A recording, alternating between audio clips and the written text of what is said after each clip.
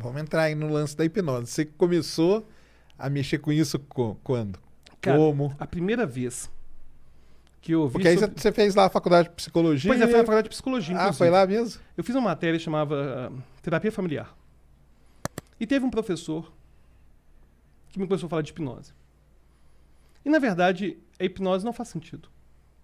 Quando você vê alguém hipnotizado, tendo um delírio, uma alucinação, e vê ela olha para a mão e vê algo que não existe, e vê, sei lá, um passarinho na mão e não existe nada lá, isso é um fenômeno muito intrigante, né? Aí eu comecei a ter contato com isso na faculdade. E aí depois eu comecei a fazer curso, pegar uns livros antigos sobre hipnose, e eu percebi que tem muita evidência científica para o uso da hipnose, tanto para controle de dor, e principalmente controle de dor, quanto para psicoterapia. E é uma área que, infelizmente, 99% de tudo que você vê é pseudociência. É, né? Aí é regressão de alienígena, Então, e aí, abdução. nós vamos falar disso aí. Mas aí que entra a primeira grande pergunta é aquela, né? A hipnose, ela é ciência ou não? Mais ou menos. Vamos lá.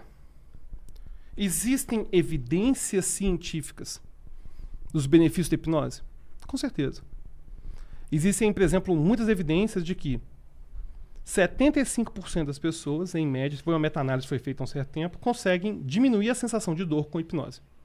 O que é uma coisa bem impressionante. Pessoas sentem dores crônicas e tudo mais. A gente tem evidência de que cognitivo-comportamental, que é uma linha de terapia da psicologia, quando associado com a hipnose, aumenta a chance de sucesso. A gente tem evidência disso. Mas falar que a hipnose por si só é ciência é complicado, dada a subjetividade do que é sentir-se hipnotizado e a subjetividade do processo propriamente dito. Então, é como se, por exemplo, eu posso ter evidências científicas de que a oração faz bem para a saúde. Mas eu poderia falar que a oração é ciência? Não. A hipnose tem muito na sua prática de criar algo sob medida para o outro e entender a relação do outro com o seu ambiente, como que aquele cérebro cria previsões, porque a gente brinca com previsões o tempo todo, né? A gente usar palavras que vão criar previsões no cérebro dessa pessoa e alterar essas previsões o tempo todo. Então, a gente sim tem muita evidência de que a hipnose ela ajuda na área da saúde. Isso, inclusive, é interessante que a hipnose ela tem sido investigada já há bastante tempo. Mas foi justamente o surgimento de novos aparelhos. Por exemplo, tem um teste muito legal que chama efeito Stroop. Sabe como que é o Stroop Test? Stroop Test é o seguinte, você provavelmente já viu, mas não sabe o que chama isso. É um teste de psicologia que você coloca na tela palavras que são nome de cores. Ah, já. Amarelo, azul, marrom. Só que de cor diferente, né? Só que de cor diferente. Aham. E você tem que falar a cor e não pode ler. Tem que falar a cor e não o que está escrito, E não o né? que está escrito, exatamente. Certo. Porque você tem que inibir a leitura. E a hipnose, no início dos anos 2000, foi a primeira vez que eles conseguiram fazer um teste psicológico, um exercício capaz de anular o efeito Stroop. A hipnose consegue anular de forma mensurada o efeito Stroop. E é interessante que, não sei se você sabe, o efeito Stroop já foi usado em espionagem. Ele era usado em espionagem. Por que eles faziam? Na Guerra Fria, tinha um cara que era russo. Ou melhor, eles desconfiavam que era russo, porque falava inglês perfeito e tudo mais. E os americanos queriam saber se era russo. Aí o que eles faziam? Colocavam o teste de Stroop. Eles pegavam o nome das cores em russo Entendi. para o cara poder falar só a cor. Que, por exemplo, se colocasse para mim aqui, ó, sem nada de russo, vou falar azul, vermelho, amarelo, não vai ter o efeito Stroop, que é esse atraso. Certo. Porque o cérebro não consegue evitar de ler. Não consegue. Ele vai ter que ler de qualquer jeito. E aí o cara chegava. Não, tá bom, você não é russo, não, beleza. Então faz o teste. E aí? E aí, quando o cara era russo, e aquela era o primeiro idioma dele, acusava no teste psicológico no efeito Stroop.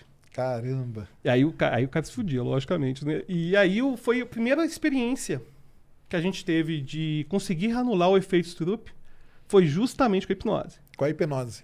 Porque aí falava a pessoa o seguinte, você vai olhar e vai ver só um borrão. Ah, tá. Aí ela não lia. Aí ela não lia. E aí falava a cor. Aí falava só a cor e não tinha um atraso. Olha só. Aí, então esse teste de efeito Stroop foi um teste mais recente, Mas recentemente, quando você tem minha idade, a nossa idade é muito próxima, 10 anos não é nada. 15 anos não é. 15 anos foi outro dia. É, com certeza. Então, foi um teste bem interessante, uma experiência bem interessante acerca das possibilidades da hipnose. Entendi. E você acha que é por isso, por ela estar nesse, vamos dizer assim, num limbo aí de ser ciência ou não, que o pessoal aproveita? Cara, na Pra verdade, levar o problema é outro. Tem a ver com primeiro, origem da hipnose. Certo. Como que a hipnose surge?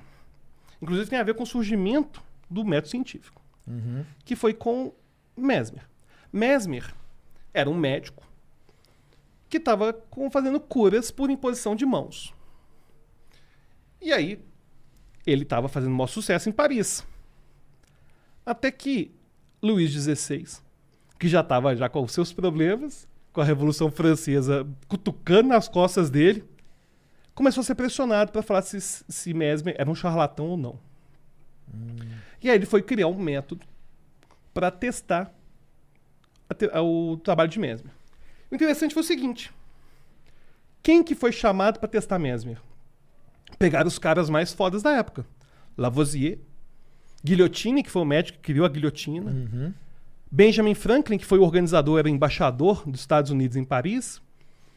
E aí o Lavoisier falou assim, vamos criar um método de investigação que foi criado para isso, chamado cego. Aí falava o seguinte, Mesmer não aceitou participar da pesquisa. Foi um aluno dele, Deslon. Falava pro Deslon magnetizar uma árvore. E depois outra pessoa, o cego, não que a pessoa fosse cega, né? A pessoa não sabia qual árvore foi magnetizada, tentaria identificar o magnetismo animal. Para Mesmer, existiria um magnetismo animal meu, que seria a minha essência vital, e que ficaria centralizada no Arqueus, que seria meu centro energético. E aí, ao final, foi descoberto, ele fala assim, olha, as curas de Mesmer são reais, mas não existe magnetismo. É só sugestão. As pessoas estão melhorando pela sugestão. E aí o que aconteceu? Primeira coisa, não investigar o efeito placebo. Se eles pensassem, se a sugestão é tão poderosa, podia surgir psicoterapia, podia surgir efeito placebo. Não, pensaram, não tem evidência e não vamos usar. Entendi. E o interessante foi o seguinte, foi que Mesmer caiu no ostracismo, mas os seus conhecimentos continuaram sendo passados em sociedades herméticas, religiosas. E teve um cara chamado Barão de Poteto, que criou um centro para ensinar as técnicas de Mesmer, de passes magnéticos e tudo mais. E ele teve um aluno, Allan Kardec. O Allan Kardec foi aluno de um cara que era da época de Mesmer. Entendi. E ele criou os passes magnéticos dele a partir de Mesmer. E aí o que aconteceu foi que surgiu uma linhagem desse magnetismo que até hoje existe, que vai para o centro espírita. Só que a hipnose, chegou um cara chamado Braid, que foi ver um desses caras que fazia esses magnetismos.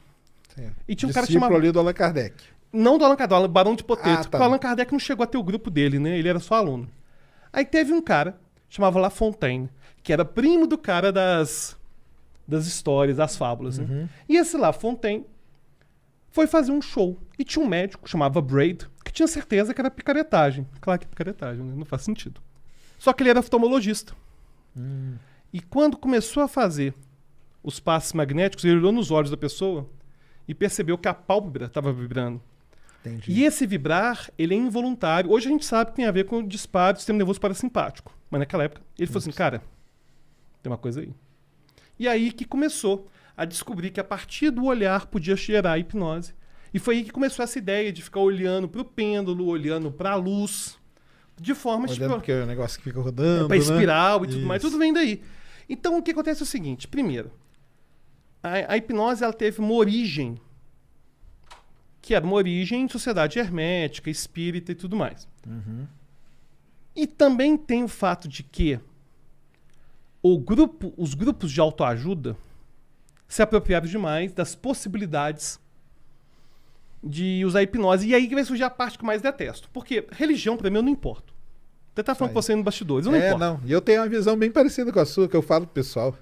Eu não importo. Religião, cara. Você acredita o que você quiser, cara. Isso. Eu também acredito acho. umas loucuras.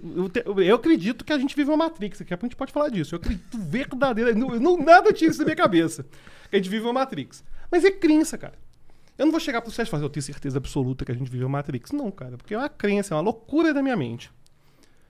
Só que, no momento que os caras começam a pegar essa zona cinzenta entre a crença e a ciência, aí surge a pseudociência. O que os caras fazem? Não, o que acontece? Isso que é o cérebro. Aí mostra o cérebro. Isso é o cérebro. Tá vendo? Isso aqui é a amígdala. Região de luta e fuga. Pois é. Quando ativa a amígdala, é o momento que o espírito sai. O espírito volta. Como que eles começam a pegar elementos científicos. Começa a misturar ali, Inclusive, tem o povo da terapia quântica faz isso. Cara, física quântica é o negócio mais complicado que existe. Exatamente. Eu já tive aula desse negócio. É um negócio que você fica na sala assim. Não é fácil. Aí chega o Zequinha, tô estudando física quântica. Cara, não tá. Tenho certeza que não tá. E ainda mais o cara vem falar de terapia quântica. Terapia. Não, na verdade, eles criam um negócio, uma analogia, que é o seguinte. É muito absurdo. Eles pegam, por exemplo, e você sabe essa parte muito mais que eu, mas vamos supor, eu não sei onde está o elétron. Entendi. Aí o efeito do observador do elétron. Pô, então. Se eu observo a realidade, eu altero a realidade. Não, cara, o que tem a ver uma coisa com a outra? Inclusive, tem um exemplo que eu gosto de dar que é o seguinte: Newton. Leis de Newton, eu vi isso no colégio. Lei da ação e reação. Uhum. Me perguntaram assim, Alberto, você acredita na lei da ação e reação? Claro que sim. Estou pressionando a mesa, uma força, direção, sentido para baixo, ela me empurra sentido oposto, mesma direção, com o mesmo módulo. Então, isso é o karma. O karma é exatamente isso. É uma lei que acontece de mesmo tamanho, mesma direção e sentido oposto. Então, muitas dessas práticas esotéricas, eles pegam um negócio que existe. Claro. É assim que é. Normalmente é assim que eles E fazem. o pior, cara, é que o leigo engole. É, mas é porque aí eles colocam uns nomes difíceis. Não, pelo amor de Deus. E inventam pessoas, né, cara? E inventam, tipo... Não, porque isso aqui o pesquisador lá na Hungria, ele fez isso.